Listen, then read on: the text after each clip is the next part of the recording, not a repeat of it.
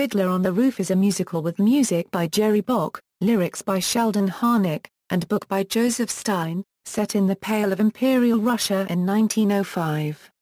It is based on Teve and His Daughters and Other Tales by Sholem Aleichem. The story centers on Teve, the father of 5 daughters, and his attempts to maintain his family and Jewish religious traditions while outside influences encroach upon their lives. He must cope both with the strong-willed actions of his 3 older daughters each one's choice of husband moves further away from the customs of his faith and with the edict of the Tsar that evicts the Jews from their village. The original Broadway production of the show, which opened in 1964, had the first musical theater run in history to surpass 3,000 performances. Fiddler held the record for the longest-running Broadway musical for almost 10 years until Grease surpassed its run. It remains Broadway's 16th longest-running show in history. The production was extraordinarily profitable and highly acclaimed. It was nominated for 10 Tony Awards, winning 9, including Best Musical, Score, Book, Direction and Choreography. It spawned 4 Broadway revivals, a highly successful 1971 film adaptation, and the show has enjoyed enduring international popularity. It is also a very popular choice for school and community productions. Background: Fiddler on the Roof was originally titled Teve. It is based on Teve and His Daughters and Other Tales by Sholem Aleichem that he wrote in Yiddish and published in 1894. The musical's title stems from the painting The Fiddler by Marc Chagall, one of many surreal paintings he created of Eastern European Jewish life, often including a fiddler. The fiddler is a metaphor for survival, through tradition and joyfulness, in a life of uncertainty and imbalance. Harold Prince replaced the original producer Fred Coe and brought in director-choreographer Jerome Robbins. Original productions. Following its tryout in Detroit in July and August 1964, the original Broadway production opened on September 22, 1964, at the Imperial Theatre, transferred in 1967 to the Majestic Theatre and in 1970 to the Broadway Theatre, and ran for a record-setting total of 3,242 performances. The production was directed and choreographed by Jerome Robbins his last original Broadway staging. The set, designed in the style of Marc Chagall's paintings, was by Boris Aronson. A colorful logo for the production, also inspired by Chagall's work, was designed by Tom Morrow. The cast included Zero Mostel as Teve the milkman, Maria Karnalova as his wife Golda, Beatrice Arthur as Yent the matchmaker, Austin Pendleton as Motel, Bert Convey as Perchik the student revolutionary, Gino Conforti as the fiddler, and Julia Magines as Hodel. Joanna Merlin originated the role of Zeitel, which was later assumed by Bette Midler during the original run. Carol Sawyer was Fruma Sarah, Adrienne Barbeau took a turn as Hodel, and Pia Zadra played the youngest daughter, Beek. Both Peg Murray and Dolores Wilson made extended appearances as Golda, while other stage actors who have played Teve include Herschel Bernardi, Theodore Bikel and Harry Goz, and Leonard Nimoy. Mostel's understudy in the original production, Paul Lipson, went on to appear as Teve in more performances than any other actor, clocking over 2,000 performances in the role in the original run and several revivals. Florence Stanley took over the role of Yent later in the run. The production earned $1,574 for every dollar invested in it. The original West End production opened on February 16, 1967, at Her Majesty's Theatre and played for 2,030 performances. It starred Chaim Topol, who would also play Teve in the 1971 film adaptation and several revivals over the next 4 decades, and Miriam Karlin as Golda. Alfie Bass, Lex Goudsmit and Barry Martin eventually took over as Teve. The show was revived in London for short seasons in 1983 at the Apollo Victoria Theatre and in 1994 at the London Palladium. Broadway revivals. The first Broadway revival opened on December 28, 1976, and ran for 176 performances at the Winter Garden Theatre. Zero Mostel starred as Teve. Robbins directed and choreographed. A second Broadway revival opened on July 9, 1981, and played for a limited run at Lincoln Center's New York State Theatre. It starred Herschel Bernardi as Teve and Karnalova as Golda. Other cast members included Liz Larson, Fivush Finkel, Lawrence Loritz and Paul Lipson. Robbins directed and choreographed. The third Broadway revival opened on November 18, 1990, and ran for 241 performances at the George Gershwin Theatre. Topol starred as Teve, and Marcia Lewis was Golda. Robbins' production was reproduced by Ruth Mitchell and choreographer Sammy Dallas Bayes. The production won the Tony Award for Best Revival. A fourth Broadway revival opened on February 26, 2004, and ran for 36 previews and 781 performances at the Minsk Theatre. Alfred Molina, and later Harvey Fierstein, starred as Teve, and Randy Graff, and later Andrea Martin and Rosie O'Donnell, was Golda. Barbara Barry and later Nancy Opel played Yent. Lee Michelle played Sprints. It was directed by David Leviat. This production replaced Yent's song The Rumor with a song for Yent and two other women called Topsy Turvy. The production was nominated for 6 Tonys but did not win any. A fifth Broadway revival is scheduled for the fall of 2015, with concept and choreography based on the original by Jerome Robbins. Bartlett Shaw is set to direct, and Danny Burstein is in negotiation for the role of Teve. London revivals. Fiddler was first revived in London in 1983 at the Apollo Victoria Theatre and again in 1994 at the London Palladium for 2 months and then on tour, again starring Topol, and directed and choreographed by Sammy Dallas Bayes, recreating the Robbins production. After a 2-month tryout at the Crucible Theatre in Sheffield, England, a London revival opened on May 19, 2007, at the Savoy Theatre starring Henry Goodman as Teve, Beverly Klein as Golda, Alexandra Silber as Hodel, Damien Humbly as Perchik and Victor Maguire as Lazar Wolf. The production was directed by Lindsay Posner. Robbins' choreography was recreated by Sammy Dallas Bayes, with additional choreography by Kate Flatt. UK tours. A 2003 national tour played for 7 months, with a radical design, directed by Julian Walford and choreographed by Chris Hocking. The production featured a minimalist setting, and the costumes and set were monochromatic. Fruma Sarah was represented by a 12-foot puppet. This production was revived in 2008 starring Joe McGunn and toured until September 2008. Another tour of the UK will begin early September 2013 in Southampton starring Paul Michael Glaser as Teve with direction and choreography by Craig Revel Horwood. Australian and US tours. For 2 years, beginning in 2005, Topol recreated his role as Teve in an Australian production, with seasons in Sydney, Brisbane, Melbourne, Perth, Wellington and Auckland. Topol in Fiddler on the Roof. The farewell tour opened on January 20, 2009, in Wilmington, Delaware. Topol left the tour in November 2009 due to torn muscles in his arms. He was replaced by Harvey Fierstein. International productions. Among the many versions produced around the world is a Hebrew-language staging produced by the Israeli impresario Gira Godik in the 1960s. The Hebrew version of Fiddler on the Roof was so successful that Godik decided to produce a second version, this time in Yiddish, the language in which the original Sholem Aleichem stories upon which the musical was based were written. The translation was by Shraga Friedman.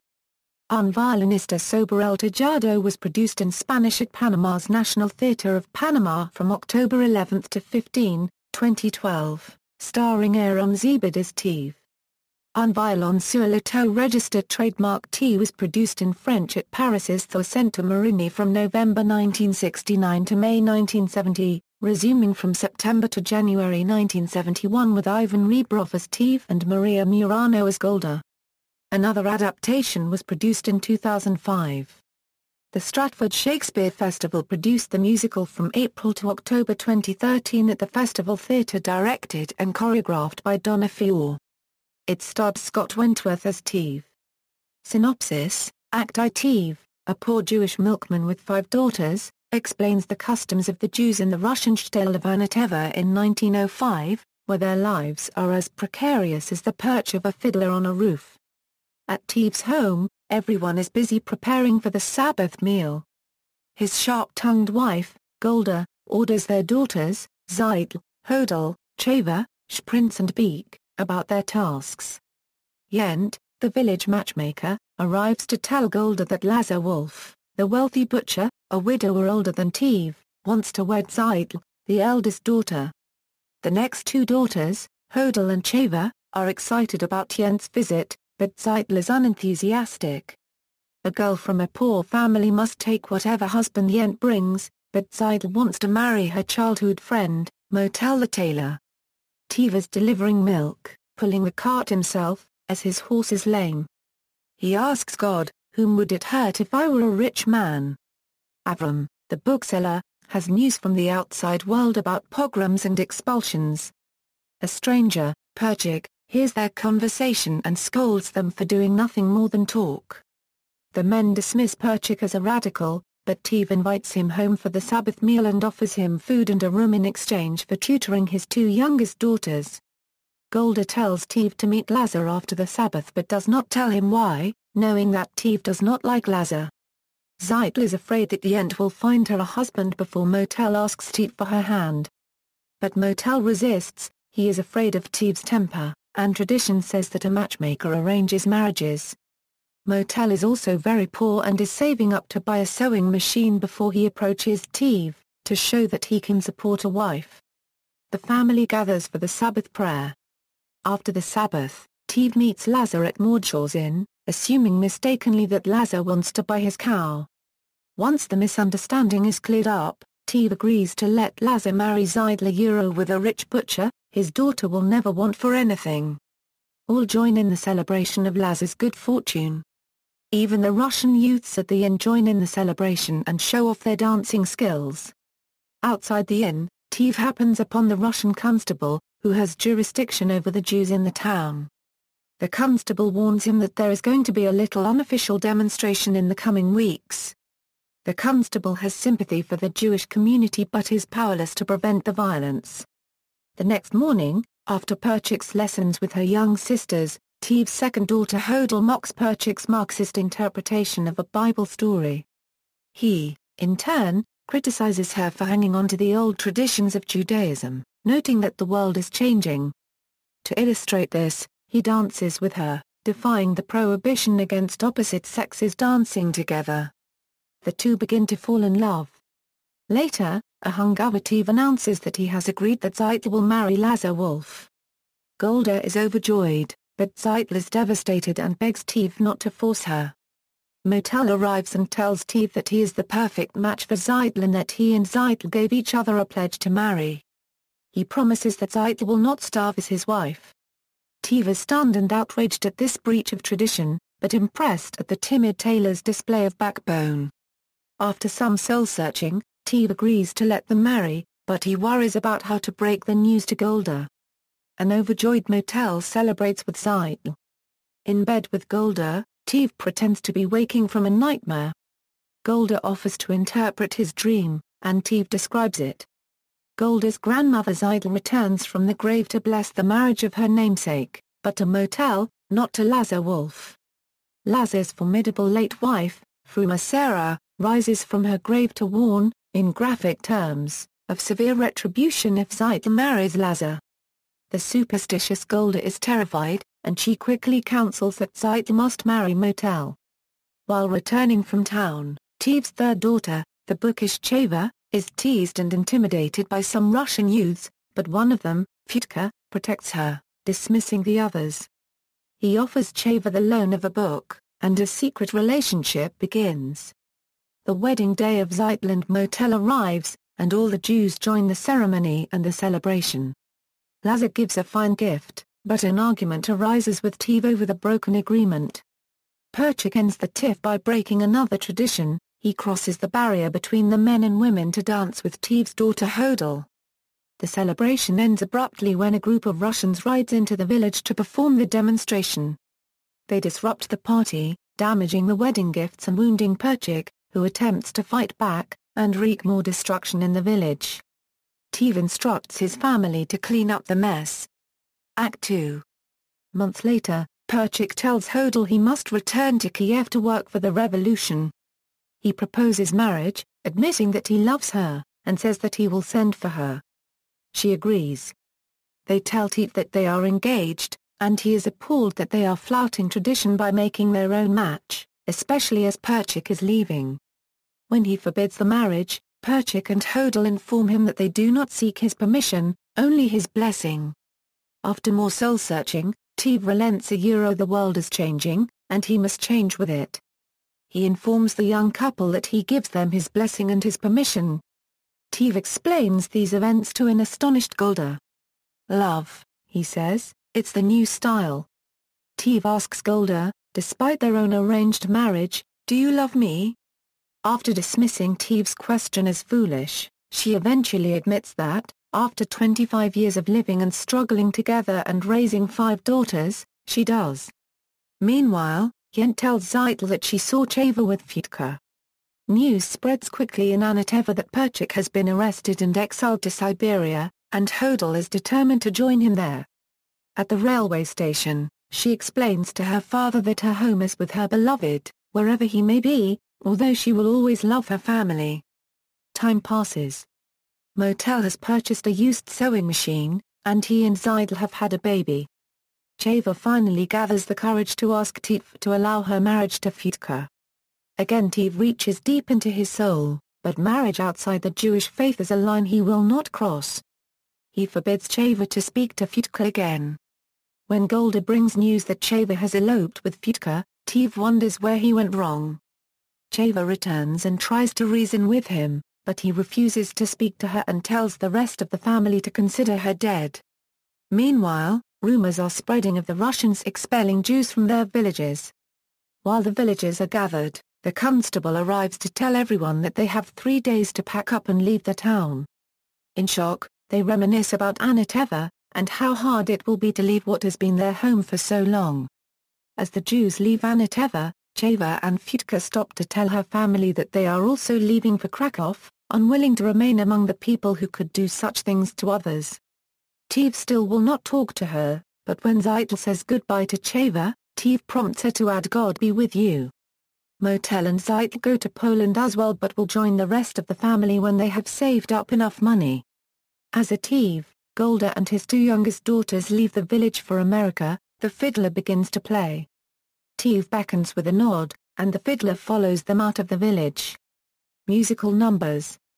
A section. The 2004 revival featured a song sung by Jent and some women of the village titled Topsy Turvy, discussing the disappearing role of the matchmaker in society. The number replaced the rumor I just heard. Principal characters: Teve, a poor milkman with 5 daughters.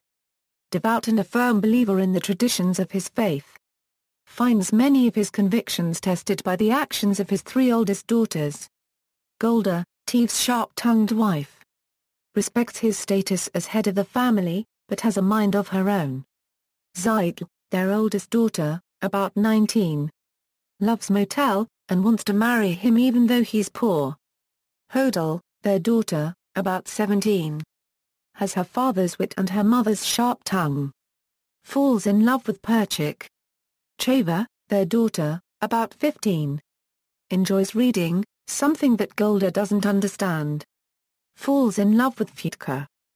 Prince, their daughter, about 12. Beek, their youngest daughter, about 9. Motel Kamzoil, a poor but honest and hard-working tailor who loves, and later marries, Zeitel.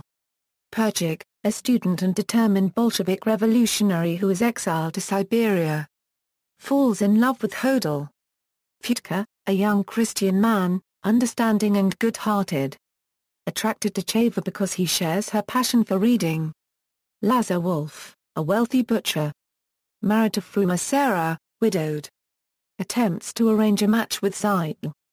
Jent, the gossipy village matchmaker who matches Zeitel and Lazar.